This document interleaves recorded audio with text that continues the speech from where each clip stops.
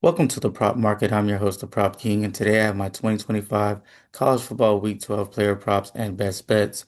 We've been absolutely on a generational run in college basketball and in college football, but we did come up with a bad week last week. We went 3-4 for our first losing week in a very long time. Once again, that's one thing you're always going to get from me is true transparency on this show. Seven player props, one best bet for today's show. Huge show, and I absolutely love the picks we have for you today. The player props, all of them are pretty much on discount. So we're basically thrift shopping here on player props. I absolutely love the lines we're getting for this week. And then our best bet is a really good pick that I really like for many reasons. It's just a positive EV pick. It's a great pick, and a lot of people are getting on it. So the line is changing. Of course, hit the like button if you appreciate the content I've been giving you. I've been your tour guide throughout this college football season and the NFL football season. So if you have been watching, go ahead and hit that subscribe button. And then if you already are subscribed, go ahead and hit the like button and leave a comment. It helps the algorithm, helps me grow because I'm not charging you anything for these picks. They're absolutely free.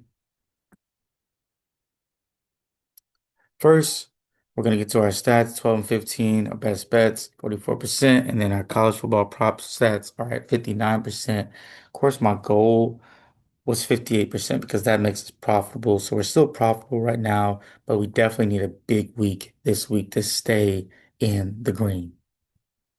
First pick is going to be Cade Klubnik of Clemson. Average pass plus rush yards 281. Projected pass plus rush yards 279. Draft stock and bowl game motivation. A lot of motivation here. He's also averaging 33 pass attempts a game. They don't have a true running back, so he's more going to be the de facto running back down the stretch.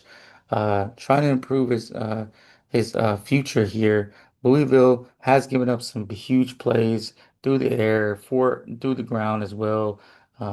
Getting a little more aggressive in the running game is Klubnik as you know the season's coming to an end. I think he continues to throw the football. I think he continues to run the football. I like him over 271 pass plus rush yards. Look for a huge day for Cade Klubnik. Looking for Taylon Green here of Arkansas. He's a friend of the show for sure. 77-point underdog. He's been over this line 6 out of 9 games.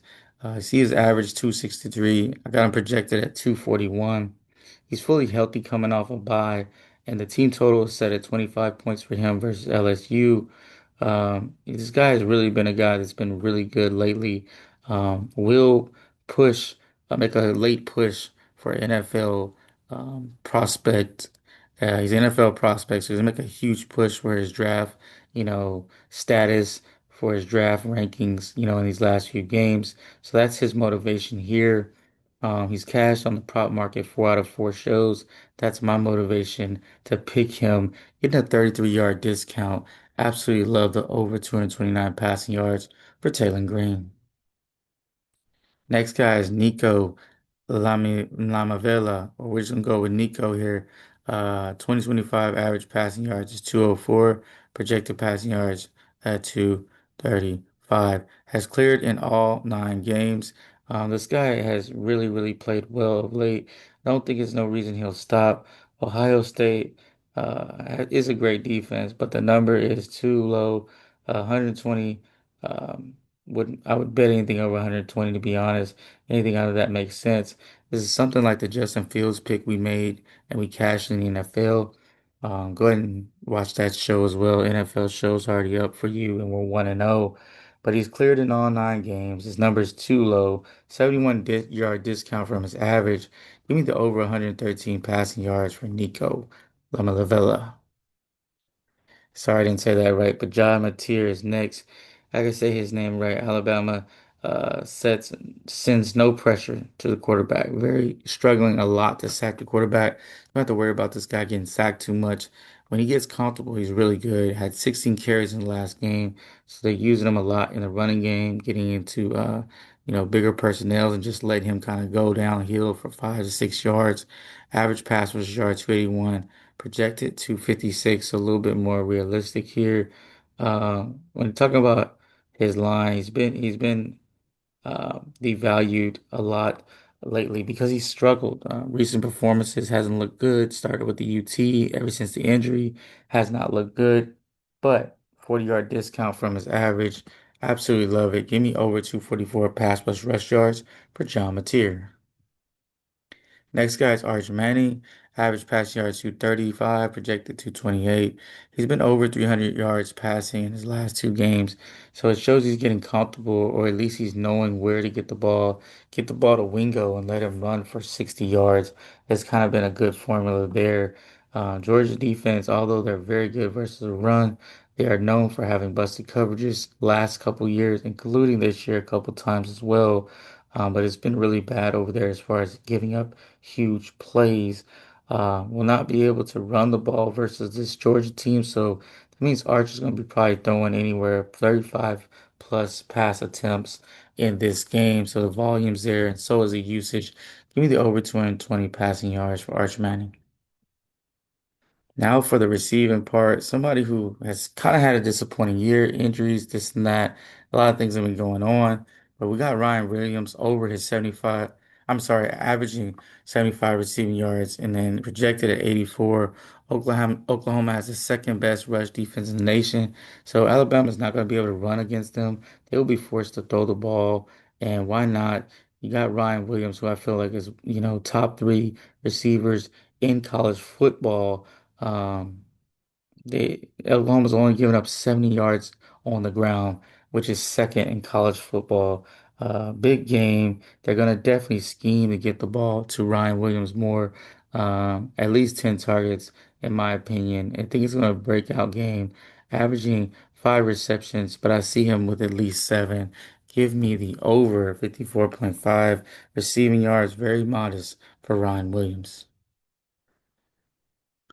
Next is Kamari Moulton of Iowa. Going with him here over in his last five games. He's just a workhorse. He's clearly the starting running back. No one else is dipping into his carries. As 87 yards against a solid Oregon defense. So when you get 87 yards against a solid Oregon defense, that definitely makes me start thinking this guy has a little something to him. Iowa struggles to throw the ball, so that means there are more touches for Mouton in that situation.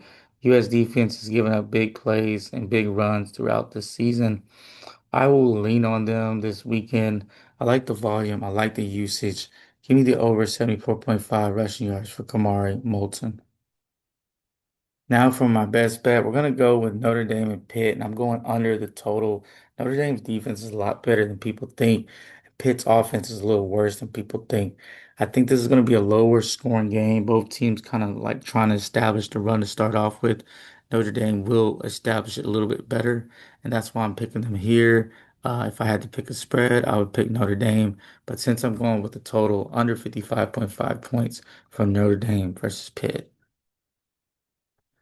Now for the recap, we got Taylor Green over 229 passing yards, John Mateer over 244 pass plus rush yards, Nico over 113 passing yards, Kate Klubnik over 271 pass plus rush yards, Archer Manning over 220 passing yards, Ryan Williams over 54.5 receiving yards, and then Kamari Moulton over 74.5 rushing yards. If you enjoyed this video, go ahead and hit the like button. Of course, subscribe to my channel. It's absolutely free. And then leave a comment. I do appreciate it. I appreciate all the information that people give in the comment section. And I like the back and forth. Let's keep it positive, of course, or, at least respectful. It doesn't have to be positive, but definitely respectful. With all that being said, keep what you like, leave what you don't, and let's cash.